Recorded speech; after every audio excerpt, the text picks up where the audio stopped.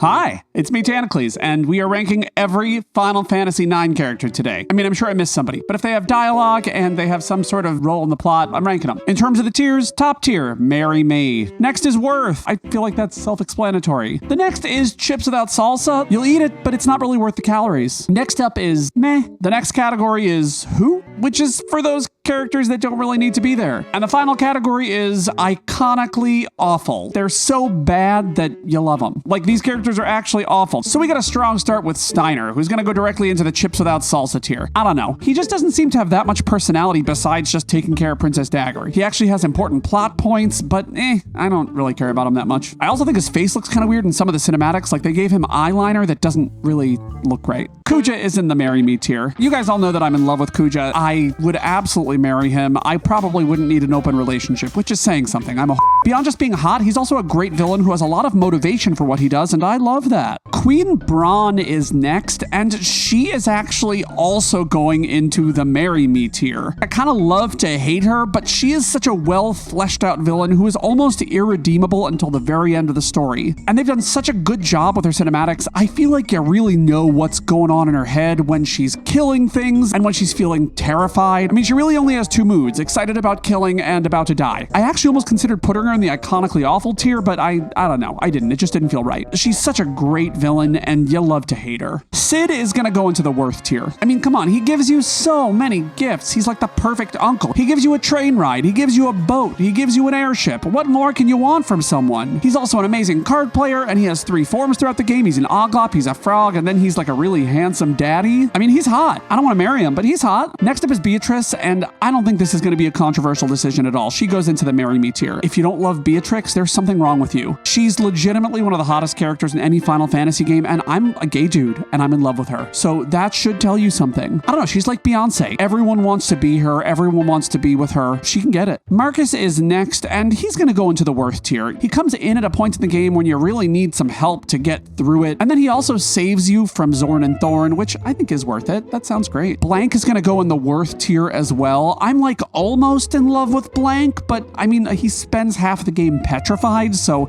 maybe if he actually had more to do with the plot, then I would like him more. Ruby's kind of a weird one. She spends most of her time just waiting for all the men to come back, which I don't think is a good look for a female character in a video game. There are so many other strong female characters in this game that why even have her? Give her something to do. Why not have her be one of the fighters and have someone like Marcus or Blank waiting at home? I would love that. So she's gonna go into the Met tier. I know exactly who she is, so it's not like she just like fell out of the zeitgeist, but I just don't like her that much. Women shouldn't be waiting for men. They should be doing their own thing. Although maybe she was doing her own thing. She was like running a playhouse. We should value the arts, right? Garland is Chips Without Salsa for me. His entire role is just to foil Kuja, and honestly, you could have just gotten to the point by getting rid of Garland, which you do eventually anyway. So, meh. Imagine if Kuja had taken over Alexander, and then you had to fight Alexander, and that is what put Kuja into trance. Come on. Zorn and Thorn are iconically awful. I'm not terrified of clowns, I guess, except them. They are totally terrifying, and their combined form just totally weirds me out. It's like Mazza and Moon from Chrono Trigger, but uglier. I don't like it. Necron is meh. He's kind of a jump the shark moment in this game. I just kind of wish they had more to flesh out why he's there. I think it would have been better to have a Kefka-like final boss in Kuja rather than bringing in Necron, who's just like this random entity. Maybe I just don't understand the game enough, but Zidane is next, and honestly, I think he's kind of Chips Without Salsa. I like the idea that he's one of these constructs that the souls of Terra are going to be reborn into. I don't know. I just don't think he's that interesting a character. His main characteristic is that he's a womanizer and a thief, and I don't think we need more of that. I think it would have been much more interesting to see someone like Dagger rise up and save the day rather than having Zidane do it for her. Although I guess Dagger does sort of save Zidane at the end of the game, but yeah, Zidane is like a squall that actually wants friends, which is okay, I guess. Not special. Next up is Cinna, who I felt got like no character development, so he's gonna go in the Who. The Black Waltzes I actually love. They are this deranged black mage form that attacks the party mercilessly. And they're just trying to abduct Dagger, but they sort of go in... Cat? They're just trying to abduct Dagger, but they kind of just fail at it. You gonna help with the video? Say hi to Agatha. She wants to help with the video. Do you wanna go down? You wanna go down? Okay. Whoa. But yeah, they go into the worth tier. Maybe it's obvious that I don't want to marry people that will kill me. The black mages in general, the sentient ones, not the ones that are just puppets, those go into the worth tier. I actually love the character development that they help give to Vivi. They weren't just plot devices, they're actually living, breathing, sentient beings, and I love that. Stiltskin is okay. I mean, I love Mughals in general, but Stiltskin just sells you items, and I appreciate that he does that, especially since he has an emerald, which is necessary to get the running shoes, but I don't think he's that special. He's gonna go in the chips without salsa category. There are much more interesting Mughals in this game that do cool things. Prince Puck is next, and I kind of actually like Prince Puck. I think he's a cool character. I don't think he gets that much development though, so I'm gonna put him in the chips without salsa category. They could have done a lot more with him, and I wish that they had, because King Burmecia is someone we're gonna talk about later, and they have a relationship that they should have fleshed out a little bit more. Sir Fratley, Freya's long-lost husband, lover person, I wish they'd done more with him. He's gonna go into the who, because basically he's just like a mysterious figure that comes back to help fight things, but then they sort of let it go nowhere, and I don't appreciate that. The Mughals in general are great. I love them. They're totally worth. They help you save the game and use tents. Perfect. And of course, one of them introduces you to Boko, which I appreciate. I'm not going to categorize all of them except the ones that are really unique, so Mughals in general. Dr. Tot, they could have done more with his character, and he does help to elucidate Dagger's character. Ultimately, he's just a sugar daddy who has the super soft, so I'm going to put him in the meh. Sid's wife. What's her name? I totally forget her name. What is her name? Hilda. She's kind of badass. He cheated on her, and then she turned him into an oglop, and then she got kidnapped by Kuja after stealing his airship, and she's the one that leads to the unraveling of Kuja's plot. Marry me.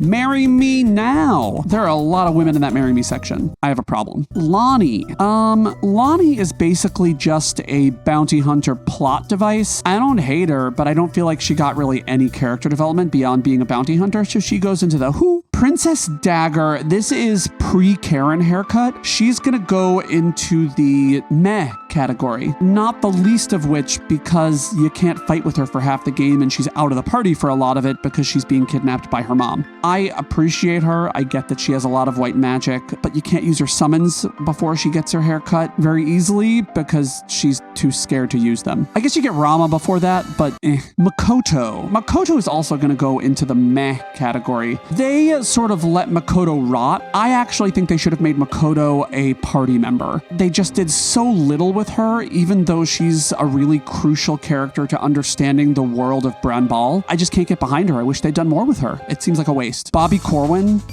marry me. Bobby Corwin is like the cutest little baby chocobo ever. I'm in love. I want one for myself. I want like a whole nest of chocobos. Some people want horses. I want chocobos. I love them. Of course, Boko also goes into the marry me category. I love him. I love him. I love him. I love him. I love him. And nobody else can have him. And if you like chocobos as much as I do, peck that like button. But I wouldn't use your nose. That's probably not good for your keyboard. The construct things. What are they called? The soul cage things. I don't know what they're called. They're gonna take in the souls of the people of Gaia or Terra or whatever. I don't care. Who? They're so uniconic to me that I can't even remember their names. I don't care about them. They don't have souls. They're basically just living exposition machines. I think there was probably a better way to get that exposition out. I think they're actually one of the weaker parts of the game, even though I like the concept. Artemisian, iconically awful. Come on, this guy used the lubricant from Magnet to make himself more beautiful. I don't love this character. I don't think he does that much, but I like the fact that he's purple. And he's a Mughal, so I cannot put this Mughal in the who category. That's not okay. Next up is the Alexandrian soldiers. I don't care about your sexual orientation. If you're not turned on by these ladies, there's something wrong with you. Look at the cut on that leotard. Holy guacamole. They're gonna go in worth. I wish they'd gotten some more characterization. There is one that is in a relationship with one of the Knights of Pluto, so maybe actually chips without salsa is more appropriate. Minister Artania is next. He is actually a named character who has some dialogue, but who? The Knights of Pluto are next. They're okay. I don't really care about them that much. They're going into the meh category. I like the idea of them, that they all have different characteristics, but there's no way to really figure that out very easily, at least not that I've seen, and basically I feel like you have to use a guide to get the reward that you get from assigning them to the right thing. I guess one of them's in a relationship with the Alexandrian guards. I just talked about that, but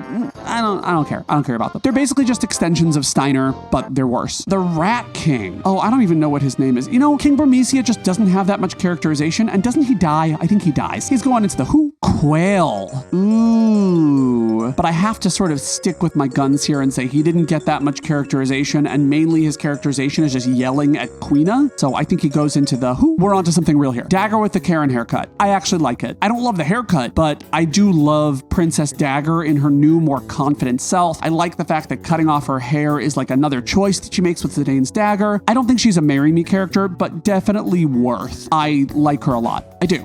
Next up is Quan. I think his name is Quan. That's Vivi's dad. You actually get more development of Quan than you do Quail. So I don't think it's a lot of character development, but I like the fact that it sort of informs you of who Vivi is. So I'm going to give you the chips without salsa rating here. Next up is Mog. Mog is the savior of Aiko. You wouldn't have Aiko alive unless Mog were there. Mog is going to go into the marry me tier. I love the twist that Mog is actually Medine, the summon.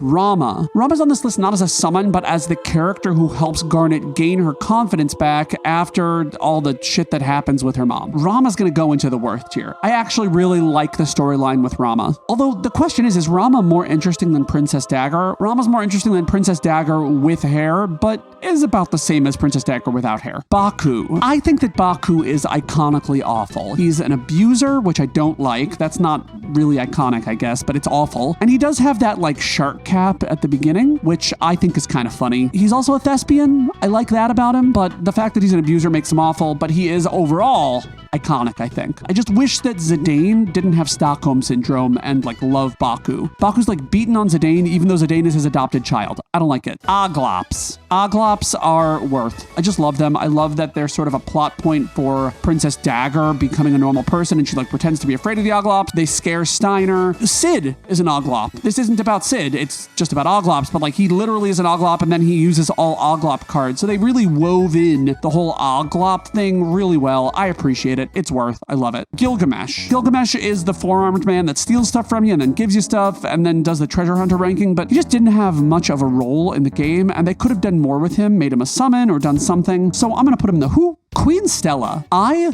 love Queen Stella. She has a clear goal. She's a strong, independent woman. She knows exactly what she wants. She's wealthy. She has attendance. She gives you lots of money and a blood sword for giving the Salazio. She gives you lots of other things too. But I appreciate her straightforwardness, and she is a no bullshit character. So she goes into the worth tier. Tetramaster. Iconically awful. I hate it. The iconically awful tier could just be the Tetramaster tier, because this was such a misstep compared to Triple Triad for Final Fantasy VIII. I can't believe that they made this game so bad. I can play absolutely perfectly and still lose because the opponent's terrible cards beat my amazing cards. I don't think that's cool. Awful. F- tier. Awful. Iconically awful. Tally ho people, including the guy who marries you, I think they're worth. You know, I know, they're chips without salsa. I wish they had just a little bit more characterization. I do appreciate all the communication issues that they have with all the party. Mainly Queena, right? Queena has a lot of communication issues with them. Although Queena just wants food, and I don't think they understand how food-centric Queena actually is, which, you know, creates conflict. Next up are all of Aiko's Mughals, and they are definitely worth. Yeah, they're better than the normal Mughals because they actually each have a little bit of a personality to them, and they're Aiko's family. I appreciate that. They're very cute. Next is Vivi. Absolutely marry me. I love the fact that Vivi's story elucidates the world of Final Fantasy IX so well, and also that he has children at the end of the game. Sorry, spoilers, but like you knew what this was, right? He's just such an engaging character. He really makes you love him, and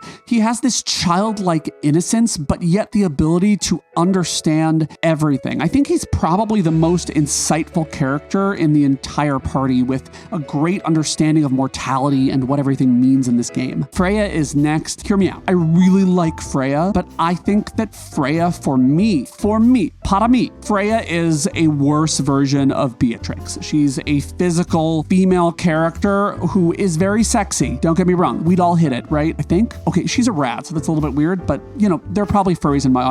To each their own. I would. Worth. I don't think she has the same chutzpah as Beatrix does. I think she is a step below Beatrix, but I'm very turned on by the fact that I'm looking at Beatrix's sprite again. Very turned on. Amarant is next, and I honestly think that he's kind of meh. I wish they'd given him more characterization beyond just being another bounty hunter that doesn't want friends. He's like the squall of this game. I mean, I guess Zidane is sort of the squall of this game as the main character, but Amarant is truly the squall of this game. He's like the loner who doesn't understand what it means to have a friend, and I wish they'd done more to flesh him out and let you know what had happened. I guess you get that little bit of him at the auction house with Zidane. That was a little bit of characterization, but it's also like an optional scene, so you don't necessarily get to see what Amarant is about.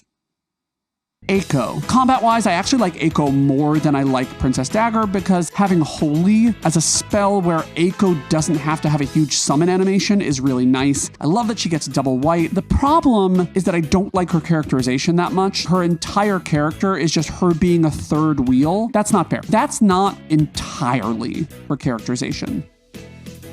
Yeah, it is. Chips without salsa. I think she's better than Garnet with hair. She has confidence, she goes after what she wants, but she's not that strong, and she's always trying to, like, get with Zidane. And I'm like, why would you want to get with Zidane? He's nothing special. Don't bother. He's not worth it. He's not. If you've made it this far in the video, make sure that you join my Discord, where we just discuss RPGs all day, every day. We have a good time. Also, we share pictures of dogs and cats. Last, but certainly not least, is Quina, who I would marry in a second. Non-binary character, which is rare in a Final Fantasy game. Quina is representation, and this is Pride Month, and we are celebrating non-binary Final Fantasy characters in this video, I guess. Thanks for watching. See you in the next one. Bye-bye.